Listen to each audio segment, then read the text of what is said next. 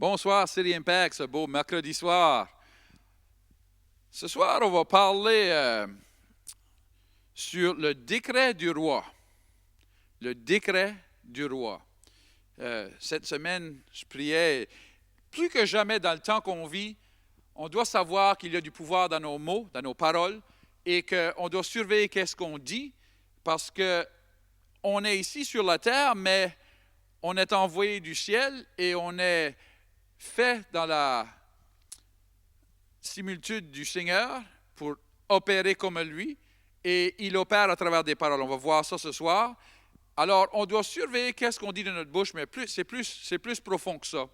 Alors, dans Ecclésias, ça dit « Ne permets pas à ta bouche de faire pécher ta chair, et ne dis pas en présence de l'envoyé que c'est une inadvertance. » Et l'envoyé est aussi traduit l'ange ou un ange. Il faut comprendre qu'on peut dire « Ah, je suis seulement en train de vanter », mais les anges et vraiment toute création ne comprend pas vanter, parce qu'on est créé dans l'image de Dieu et nos paroles devraient être vraies, nos paroles devraient être en ligne avec la parole de Dieu, et si ce n'est pas, on peut parler des choses qu'on ne veut pas vivre.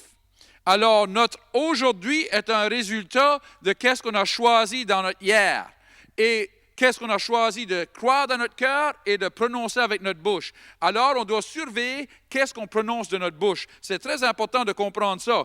Et on ne doit pas pécher. Notre chair va être en ligne avec nos paroles. Notre futur va être en ligne avec nos paroles. Alors, on doit surveiller qu'est-ce que l'on dit. La Bible dit que la vie et la mort est dans le pouvoir des paroles de notre bouche. On doit surveiller qu'est-ce que l'on dit. On choisit la vie ou la mort avec nos mots. Je dis souvent, la plus profonde ou la plus grande manière d'utiliser des mots, ce n'est pas dans une conversation ou communication, mais c'est dans le décret. Quand on comprend qu'on peut faire des décrets, on comprend qu'on peut être à un plus haut niveau de parole de notre bouche que communication. En communication, je peux dire « Ah, comment ça va? Moi, j'aime les chiens, aimes-tu des chiens, aimes-tu des chats? » Ça n'a pas une grosse importance dans ce qui se passe dans le monde. Mais quand je fais un décret, c'est différent. C'est là que les montagnes bougent. C'est là que les choses vont changer pour le mieux si je fais des décrets avec la parole de Dieu. Alors, les anges, la Bible dit dans Psaume 103 et 20 que les anges, ils portent attention à nos paroles. Ils portent attention si on parle la parole de Dieu. Ils portent attention quand la parole de Dieu est prononcée dans la terre. Alors, on doit savoir que toutes ces choses sont importantes.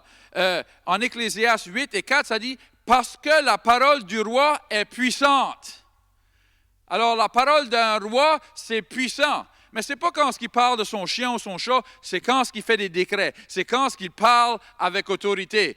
Parce que le mot puissant là, veut aussi dire autorité. Sur les paroles d'un roi ont autorité derrière eux. Alors, tout le royaume du roi sont derrière les paroles du roi. Alors, quand le roi parle, tout son royaume est derrière lui. On sait que si on ne répond pas aux paroles du roi, on va répondre au royaume. Alléluia. Alors, si nous, on est comme des rois, et on va voir ça ce soir, nos paroles ont de la puissance, et nos paroles ont l'autorité et le royaume.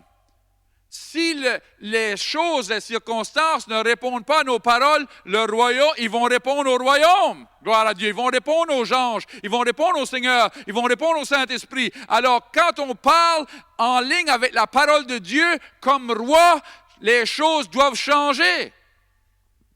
Amen. C'est très important qu'on comprenne cela. Dans le livre d'Apocalypse, ça dit « Et qui a fait de nous un royaume des sacrificateurs pour Dieu son Père. » En anglais, la Bible anglaise dit que ça nous a fait des rois et des prêtres pour Dieu. Des rois et des prêtres pour Dieu. Nous sommes des rois pour Dieu. Il est le roi des rois. Alors, qui sont les rois? Qui les rois au-dessus? C'est nous. Et comme roi, on a le droit de faire des décrets dans la terre. Un roi, quand il veut que quelque chose soit fait, il regarde, puis dans sa cour d'arrière, il y a l'eau. Il dit, il devrait avoir un canal de creuser pour sortir l'eau de là. Mais il ne va pas chercher une pelle. Il fait un décret qu'un canal soit creusé. Et là, qu'est-ce qui se passe? quelqu'un va creuser un canal à cause de son décret. Alors, il envoie ses mots pour faire l'ouvrage qu'il veut qu'il soit fait. C'est même qu'un roi opère. Et nous sommes rois. Alors, nous avons, du commencement avec Adam, dans le jardin, Dieu nous a dit qu'on doit avoir autorité au-dessus de tout. Tout ce qui marche, tout ce qui colle, toutes ces choses-là. Tout ce qui nage dans l'océan, on doit avoir autorité au-dessus de ces choses avec nos paroles. C'est pour ça que Adam, c'est lui qui a donné les noms à chaque chose. Pourquoi? Parce que quand il l'appellerait par nom, ça viendrait à lui. Parce qu'il a autorité au-dessus de toutes ces choses. Il faut comprendre, Dieu n'a pas changé son plan. Juste à cause que Adam a fait une faillite dans tout ça, le deuxième Adam, Jésus, ou le dernier Adam venu pour tout ramener comme ça devait être au début. Alors, il nous a donné l'autorité de nouveau. Il nous a donné l'autorité de parler et de faire des décrets dans la terre et que ça changerait les choses, qu'on peut parler aux lames, on peut parler aux nuages, on peut parler la paix et la tempête cesse. Alléluia! Alors, je veux voir ça ce soir, qu'on peut voir ça plus profond. Alors, on va parler d'un roi dans le naturel, un roi. Quand il veut faire un décret, il s'habille de sa vêture royale.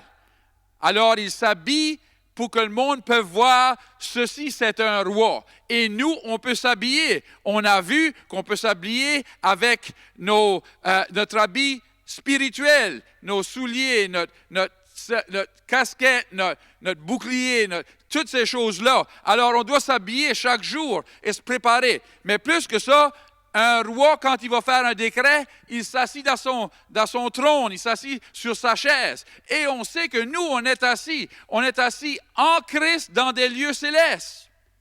Gloire à Dieu. On est assis en Christ dans des lieux célestes. Et plus que je méditais ça, j'ai commencé à penser, on est assis en lui dans des lieux célestes. Mais Christ, c'est la parole de Dieu.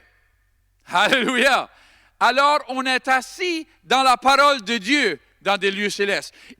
On doit avoir une parole pour s'asseoir dedans. On doit avoir une parole pour se ancrer dedans, pour pouvoir avoir la victoire. Alors, dans toute situation, dans toute chose, on doit être ancré dans la parole. Et la parole, c'est révélation. Ce n'est pas seulement de savoir qu'est-ce que quelqu'un d'autre a fait un décret avec, ou qu'est-ce que quelqu'un d'autre s'assit dedans. On doit s'asseoir dans la parole que Dieu nous a donnée, dans la révélation pour nous autres. Ma révélation est peut-être pas la même que vous autres. Peut-être que moi, Dieu va me donner un passage dans la Bible et vous donner un autre passage. Alors, on doit s'asseoir dans le passage que Dieu nous a donné. On doit le méditer. On doit s'ancrer dedans pour être fort dans la parole, pour le croire de notre cœur, pas seulement avec notre tête. Et le roi, quand il s'assit dans son trône, il comprend, et tout le peuple comprend, il est assis là pour faire des décrets. La parole dit dans Ésaïe que Dieu envoie sa parole et qu'elle ne retournera pas sans avoir accompli qu'est-ce qu'il l'a envoyé pour. Alors Dieu utilise sa parole pour accomplir des choses. On est créé dans son image, on est créé pour être comme lui, on est créé pour être roi, il est le roi des rois, alors nous sommes des rois, nous devons être ancrés en lui. Alors, pour prendre notre siège, alléluia, j'ai tout dit ça pour dire ça, pour prendre notre siège avec lui, c'est vraiment un siège en lui. C'est pas comme si il y a Dieu le Père, et là, Dieu le Fils assis à sa droite, et là, il y a un tout petit banc à côté pour vous autres. Non, non, non. Vous êtes en lui. Alors, vous êtes assis sur la même chaise que Jésus en lui. Vous êtes assis sur la même chaise que la parole en lui. Vous avez la même, c'est pas votre autorité, c'est son autorité. C'est pas votre siège, c'est son siège que vous êtes invité à vous asseoir dedans quand vous êtes en lui, dans la parole, ancré dans la parole. Alors, quand Dieu vous donne une révélation et que vous vous ancrez dans la parole, vous êtes assis dans la parole. Je suis assis dans Ésaïe 53 qui dit, par ses meurtrissures, je suis guéri. Je suis assis dans cela. Et de là, je fais mon décret. Par ses meurtrissures, je suis guéri. Alors, ce n'est pas seulement d'être ancré et assis dans la parole, mais c'est de faire un décret de la parole. Il y a du monde qui ont fait toutes sortes de choses, qui entendent parler du pouvoir de nos mots et tout ça, et font toutes sortes de choses. Ah, je fais un décret que je vais avoir un Cadillac dans ma cour, et toutes sortes de choses. Mais ça, c'est un décret assis dans l'avarice, pas dans la parole. Il n'y a rien de mal d'avoir un beau char, il n'y a rien de mal d'avoir un Cadillac, mais si c'est seulement ça votre âme, si c'est seulement ça que vous cherchez pour, vous avez manqué la cible. Notre première chose, c'est de gagner des âmes pour Jésus. C'est de faire grandir le royaume de Dieu. C'est de marcher dans la plénitude de tout ce que Dieu a pour nous autres. Et pour faire cela, on doit être ancré dans la parole. Parce qu'il y a des fois qu'on n'a pas les finances pour faire ce qu'on veut faire, mais on doit avoir un décret.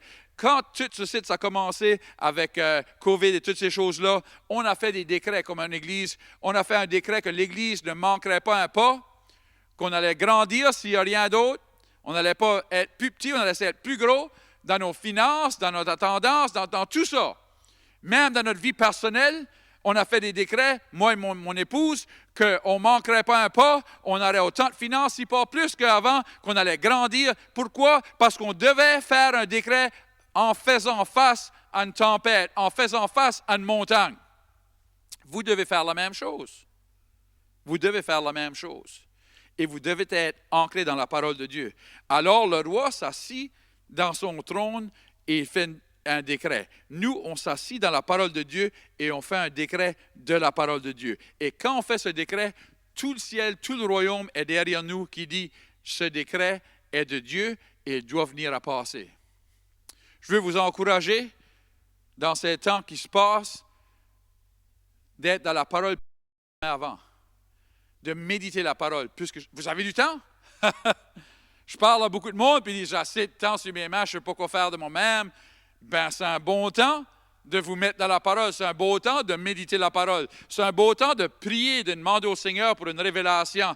Et de cette révélation, vous assire dedans pour votre famille, pour vos finances, pour votre guérison, pour votre ville, pour votre pays, pour votre province, pour voir de grandes choses se passer. Alors, c'est une bonne journée d'être un roi. Alléluia! C'est une bonne journée pour être un roi pour le Seigneur. Gloire à Dieu. Je veux vous encourager. Ne vous découragez pas. Votre demain va ressembler à ce que vous faites un décret aujourd'hui. Alors, mettez-vous dans la parole. Ancrez-vous dans la parole. Et de la parole, parlez. Amen. Ben, je suis fier que vous avez pris le temps d'écouter ce soir.